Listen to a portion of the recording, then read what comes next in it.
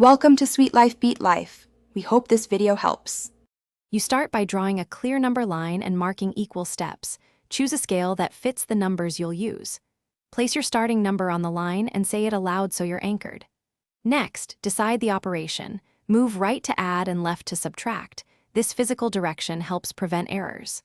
Once done, plan jump sizes, single steps, or larger hops so you won't lose track when you begin counting. You now execute the movement by breaking the total change into chunks that are easy to track. For example, take tens first, then fives, then ones. Make each jump with a clear arrow or curved mark and write the intermediate total above the arrow so you can see progress. Say each interim number as you land on it. This audible check reduces mistakes.